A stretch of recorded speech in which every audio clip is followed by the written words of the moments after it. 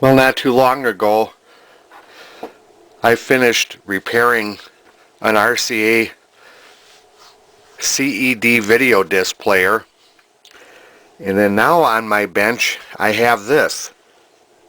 This came my way, out of a junk store that was next door to the recording studio that I do some technical work for. And essentially I got it for free. This is a CLD 1080 Pioneer Laserdisc player. Now it's an old school player. It's not capable of playing digitally encoded audio. One of the things that intrigued me about it was it has an RF modulator in it. So this is a good thing to use on a TV that does not have audio and video inputs to it. It's pretty dirty. Haven't tested it yet. The rubber feet, this corner and that corner is missing, so it does this. I don't know if this thing works, but I got it for free.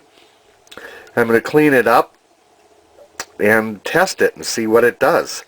So let's let me get ready to do some cleaning on it and set up, and we'll see if this player works or not. You know, I'll take care not to do too much to it, and hopefully I can find that I have a working early Laserdisc player. It was manufactured in 1990. So the video disc player from RCA was manufactured in 1984. So we're jumping ahead in time 6 years. This is 6 years later, a Laserdisc player. Let's just see what this thing does. I'm just at the power-up phase. I haven't tested this thing at all. I got the monitor ready, or the TV ready, on channel 3. But when I had the tray come out, you could see there's a lot of dust in it. So who knows, I may have to open this thing up and at least clean the lens off the laser pickup. But I'm going to clean this up and then power up this TV, and we'll see if it'll play a Laserdisc. Maybe it will, maybe it won't. I got the thing for free, so it don't matter, but I'll see if it works. If it doesn't work, well, maybe I can fix it. If I can't fix it, I'll fix it so nobody can, or use it for parts. Okay, so at this stage I know that the RF modulator is working, and here is a traditional Laserdisc, Pioneer Laserdisc player blue screen. Here is from my Laserdisc collection. I have a lot of Laserdiscs. In 1984, I got rid of my RCA CED player and the disc that I had because I didn't like it. It skipped. Just didn't care for it. And I bought a Laserdisc player, and this movie, The Haunting, from 1963, is one of the very, very first discs that I bought.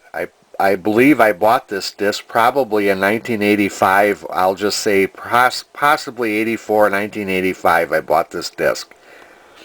So it goes back that far. So let's see if it plays it. So I put the disc in the tray. Now let's close it. See what happens.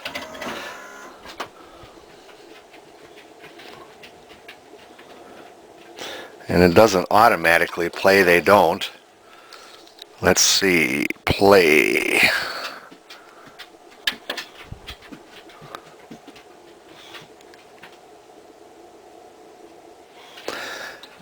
Well, it doesn't spin up. So there you go. So this thing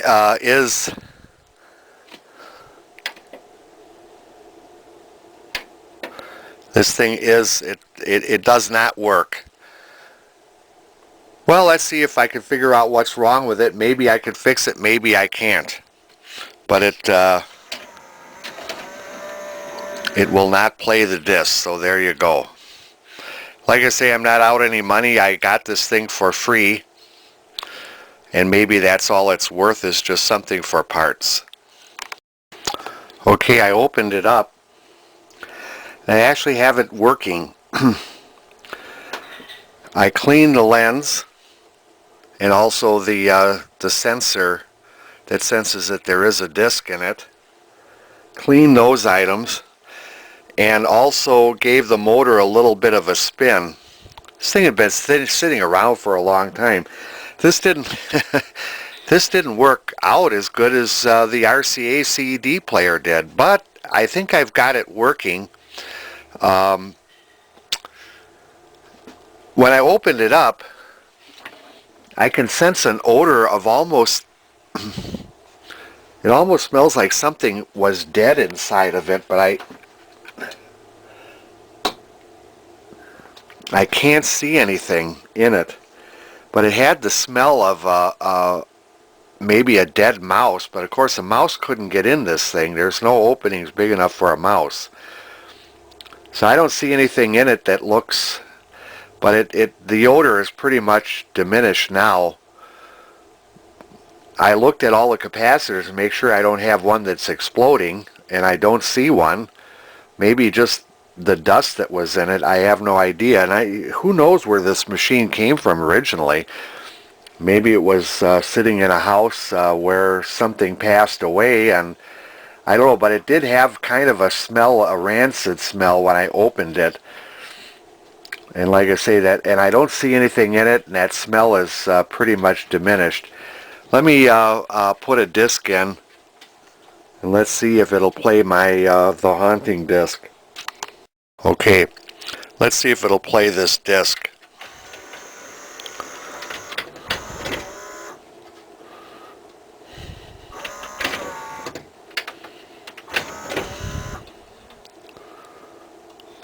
And then the disc is spinning.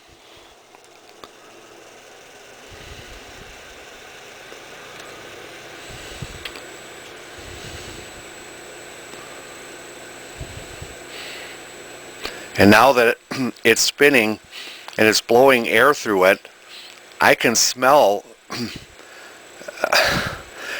there's nothing dead inside of this thing, but I just wonder if this thing wasn't either sitting in a garbage dump for a while. It has that smell.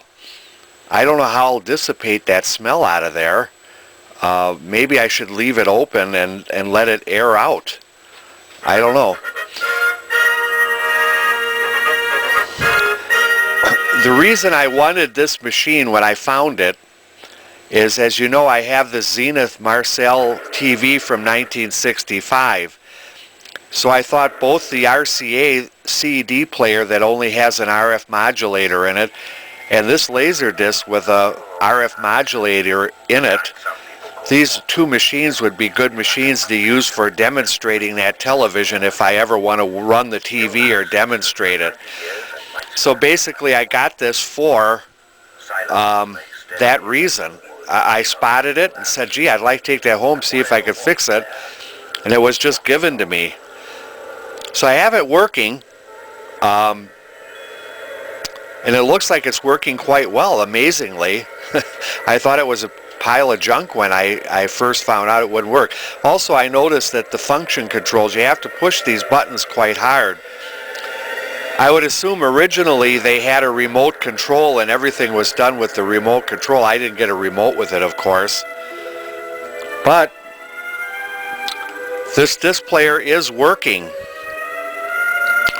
So I think I'm gonna leave the top off of it and let it air out a little bit, maybe run a disc through it and see if it'll stand the test of time, get a little bit more dust out of it. Hopefully that it's not a terrible smell, but I hope that smell will go away. I really don't care for that. But maybe this will be a good second machine to use with my 1965 Zenith. We'll see. Now here's something that may be of interest to some people who might be watching this video. I don't know how many people actually watch my videos anymore. I do get some comments and I watch videos and comment, but As I said, in about 1984 or 1985, I bought this disc because this movie is one of my all-time favorite movies. I always liked this movie, The Haunting. And I have, of course, several others that I bought as well that were my favorites. But this version came out somewhere in the mid-90s, certainly before DVDs were starting to hit the market. This is a letterboxed version of the same movie. Now, what I don't know about this movie, and I'm going to find out, is if it has digital sound or not. If it has digital sound, this player will not play the audio. You'll just hear a rushing sound where the audio should be. Now, here's another one I bought in the 90s somewhere. This one has digital sound. It says right on it, digital sound. Right here, if you'll notice, laser video disc digital sound. And I have some newer laser discs that are definitely digital only. So I'm going to see what plays on this thing with as far as audio is concerned and what doesn't. Okay, I'm going to try a Study and Terror disc to see if the digital sound will play on this player. I don't think it will, but maybe it will. Let's see.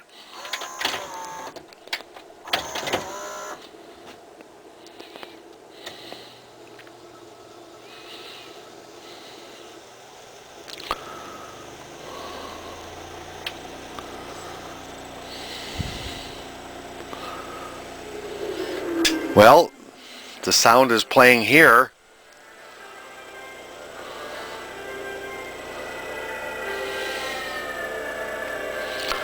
So apparently this has analog sound on it as well. On the other hand, this is going through the RF modulator, so I don't know. I'm going to have to find a disc that I know that the audio should not play on this machine, but let's let it get into the movie a little bit and see if it plays the movie audio soundtrack.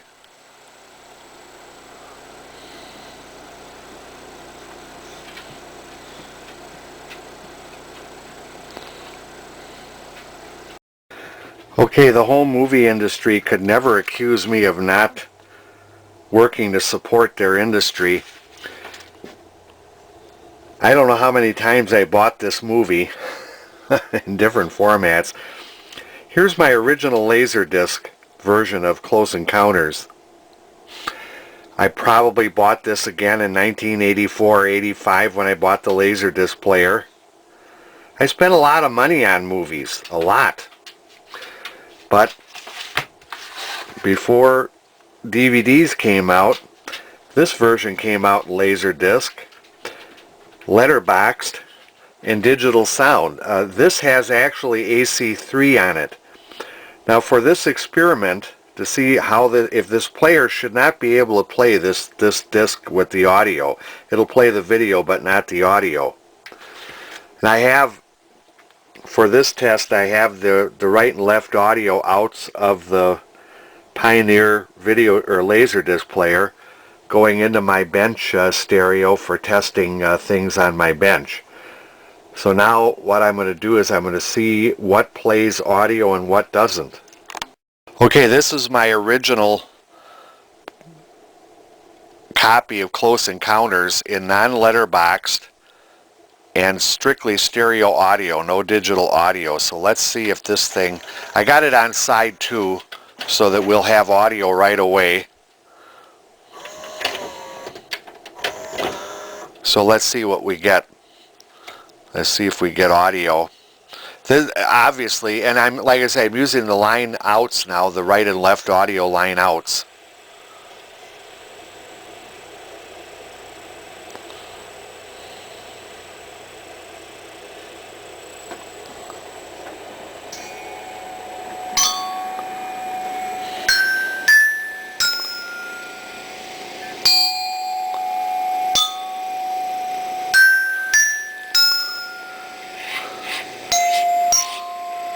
So it's playing audio just fine through the line outs. Okay, so let's stop it, and then I'll try the other one, the other version I have. Okay, now what I'm doing, here is side 2 of my letterboxed digital audio version of Close Encounters. Let's see if we get audio out from this.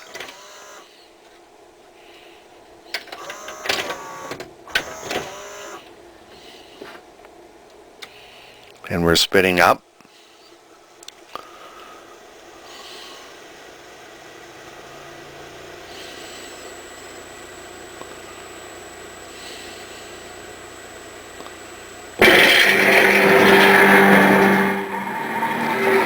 So this player actually must play digital audio then. I know that the older players won't. They won't play digital audio. All you'll get is a screeching sound out of it. Maybe because my first player was a LD 700, I think. That was the first generation Pioneer player with a front load. And maybe that's why. But this thing does play digitally encoded discs, so there you go. I didn't think it would, but now I know that. So it's pretty good for a free Laserdisc player. I guess it's a winner. Like I say, I'll pair it up with my old Zenith Marsielle TV. So I'm watching a portion of the Star Trek pilot called The Cage. I have a Laserdisc copy of it, and my Laserdisc copy has all of the actual color shoots, the segments from it that was missing from the VHS version, which had a lot of black and white segments in it. This one has all the color shots that were made. The picture, of course, on this Zenith TV is a little snowy because that tuner is very, very touchy. The main thing that needs to be done with this TV is that tuner needs to be cleaned. But anyways, this Laserdisc player is working quite well. Pretty happy with it for free. So we'll see how well it continues to perform.